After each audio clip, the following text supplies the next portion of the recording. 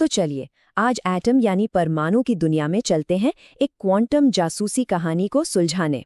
हाँ, एक ऐसा रहस्य जिसने 20वीं सदी की शुरुआत में ना बड़े बड़े ब्रिलियंट माइंड्स को भी उलझा कर रख दिया था। अच्छा, एटम की ये वाली तस्वीर तो हम सबने देखी है ना? बीच में एक न्यूक्लियस और उसके चारों ओर चक्कर काटते इलेक्ट्रॉन, बिल्कुल किसी छोटे से सोलर सिस्टम जैसा। बड़ी जानी पहचानी और कंफर्टिंग सी तस्वीर लगती है। लेकिन क्या हो अगर मैं कहूं कि ये तस्वीर अधूरी है, या शायद पूरी तरह से सही है ही नहीं? क्या होगा अगर एटम की जो असलियत है वो इससे कहीं ज्यादा अजीब और कहीं ज्यादा दिलचस्प निकले? तो चलिए इस केस की पहली कड़ी को पकड़ते हैं। इस रहस्य को समझने के लिए ना हमें सबसे पहले उस मॉडल को देखना होगा जो गलत साबित हुआ। हाँ, बोर सॉमरफील्ड मॉडल।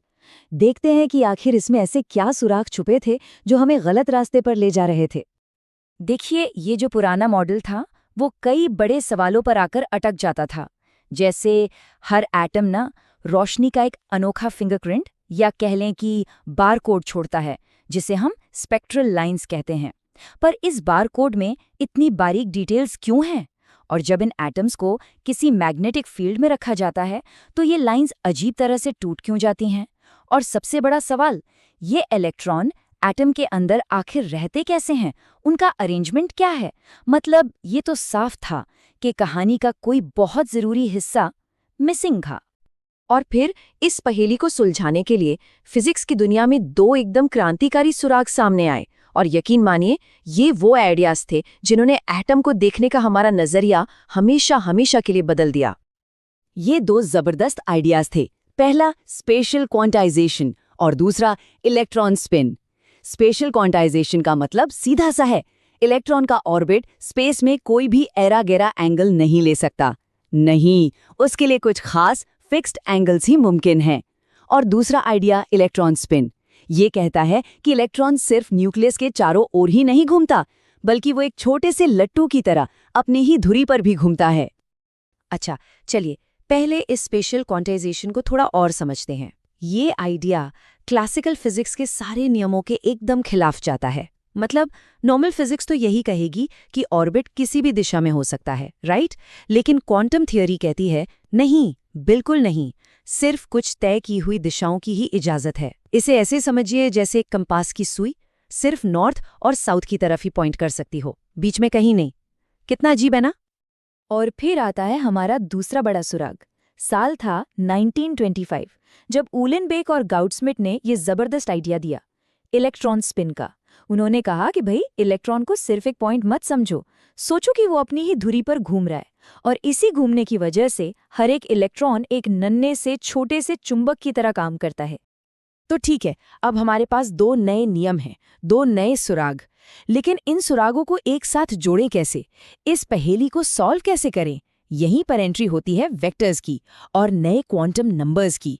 ये आप कह सकते हैं इस कहानी को समझने की एक नई भाषा थी। तो सबसे पहले बात करते हैं ऑर्बिटल क्वांटम नंबर की, जिसे हम L से दिखाते हैं। ये हमें इलेक्ट्रॉन्स के ऑर्बिट की शेप के बारे में बताता है। अब यहाँ देखिए, L की अलग अलग वैल्यूज के लिए S, P, D और F जैसे लेटर्स इस्तेमाल होते हैं। अब आप सोच रहे होंगे कि ये लेटर्स कहाँ से आए। तो ये कोई रैंडम अक्षर नहीं है, ये असल में उन स्पेक्ट्रल लाइंस के नाम से आए हैं जो साइंटिस्ट्स को दिख रही थीं। शार्प, प्रिंसिपल, डिफ्यूज और फंडामेंटल। कमाल है ना?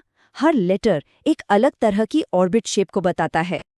इस सारे क्वांटम नंबर्स मिलकर ना एटम के अंदर एक तरह का एड्रेस सिस्टम बनाते हैं, बिल्कुल एक पिन कोड की तरह। ये टेबल हमें दिखाती है कि कैसे हर एनर्जी लेवल, मतलब हर शेल जैसे K, L, M, वो आगे छोटे छोटे सब शेल्स में बटा होता है। और इन्हीं रूल्स से हमें ठीक ठीक पता चलता है कि किस शेल में कितने इलेक्ट्रॉन्स फिट हो सकते हैं। और यही तो पूरी केमिस्ट्री की बुनियाद है, जो आप जाके क्वांटम नियमों से समझ में आ रही थी। अच्छा, अब आते हैं इस सवाल पर कि इसे आखिर वेक्टर एटम मॉडल कहते ही क्यों हैं। देखिए, जब एक एटम में बहुत सारे इलेक्ट्रॉन होते हैं तो उनका ऑर्बिटल मोमेंटम सिर्फ नंबर्स की तरह नहीं जुड़ता, वो वेक्टर्स की तरह जुड़ता है। मतलब ये कि उनकी दिशा, उनकी डायरेक्शन भी बहुत मायने रखती है। और ये सब मिलकर एक टोटल ऑर्बिटल मोमेंटम बनाते हैं, जिसे हम कैपिटल L कहते हैं। और बिल्कुल इसी तरह इलेक्ट्रॉनों का स्पिन भी वेक्टर की तरह ही काम करता है। अलग अलग इलेक्ट्रॉनों के जो स्पिन हैं वो भी वेक्टर्स की तरह जुड़कर एक टोटल स्पिन मोमेंटम बनाते हैं, जिसे हम कैपिटल एस कहते हैं। ये एक तरह से क्वांटम लेवल पर टीम वर्क है, जहां हर किसी की डायरेक्शन जरूरी है। तो इस पूरी कहानी का सबसे जरूरी हिस्सा क्या है? वो ये है, इलेक्ट्रॉन की हर हरकत, चाहे वो ऑर्बिट में घूमना हो या अपनी जगह पर स्पिन करना, वो सिर्फ अपनी वैल्यू में ही नहीं बल्कि अपनी डायरेक्शन में भी क्वांटाइज्ड है। मतलब वो स्पेस में कोई भी मनमानी दिशा नहीं चुन सकते। और क्योंकि इन फिक्स्ड दिशाओं और वैल्यूज को दिखाने का सबसे अच्छा तरीका वेक्टर्स है, बस इसीलिए इस मॉडल का नाम पड़ा वेक्टर एटम मॉडल। लेकिन आप कहेंगे कि ये सब तो थ्योरी है ना? कागज पर तो कुछ भी लिख सकते हैं। इन इतने अजीब आइडियाज का कोई पक्का सबूत है? कोई स्मोकिंग गन? जी हाँ, बिल्कुल है। और वो सबूत मिला एक बहुत ही शानदार एक्सपेरिमेंट से, जो हमारी इस जासूसी कहानी का क्लाइमैक्स है। ये है स्टर्न गरलाक एक्सपेरिमेंट। सेटअप बहुत सिंपल है। एक भट्टी से चांदी यानी सिल्वर के एटम्स की एक बीम निकलती है। फिर इस बीम को एक खास तरह के अनइवन मैग्नेटिक फील्ड से गुजारा जाता है और बस ये देखा जाता है कि दूसरी तरफ डिटेक्टर पर क्या पैटर्न बनता है। तो जरा एक पल के लिए सोचिए, डिटेक्टर प्लेट पर क्या दिखना चाहिए? अगर मान लें कि चांदी के आटम छोटे छोटे चुंबक हैं और वो किसी भी दिशा में पॉइंट कर सकते हैं, तो क्लासिकल फिजिक्स के हिसाब से क्या नतीजा आना चाहिए? क्लासिकल फिजिक्स की भविष्यवाणी तो ये थी कि प्लेट पर एक फैला हुआ एक कंटिन्यूअस धुंधला सा निशान मिलेगा। लेकिन जो असल में मिला ना, उसने तो सबके होश उड़ा दिए। उस धुंधले निशान की जगह बीम ठीक दो अलग अलग एकदम साफ सुथरी लाइनों में बट गई। बीम का ठीक दो हिस्सों में बट जाना, यही वो पक्का सबूत था जिसकी सबको तलाश थी। ये इस बात का सीधा सीधा प्रूफ था कि स्पेस क्वांटाइज्ड है। एटम्स के पास सिर्फ दो ही ऑप्शन थे, ऊपर या नीचे, और कुछ नहीं। और यही इलेक्ट्रॉन स्पिन के सच होने का भी सबसे बड़ा सबूत था। The case was closed. तो आखिर में इस नए और बेहतर वेक्टर मॉडल ने उन सारी पहेलियों को कैसे सुलझाया जहां से हमने ये कहानी शुरू की थी? तो याद है वो सारे सवाल? ये नया मॉडल एक जबरदस्त कामयाबी थी। इसने स्पेक्ट्रल लाइंस की उन बारीक बनावट को समझाया। इसने उन रहस्यमयी डबल लाइनों का राज खोला और क्वांटम नंबर्स का इस्तेमाल करके इसने एटम के अंदर इलेक्ट्रॉनों के अरेंजमेंट की गुत्थी को भी बड़ी खूबसूरती से सुलझा दिया। मतलब सारे रहस्य अब सुलझ चुके थे। वेक्टर एटम मॉडल ने एक बात तो शीशे की तरह साफ कर दी कि एटॉमिक लेवल पर हमारी असलियत क्वांटाइज्ड है।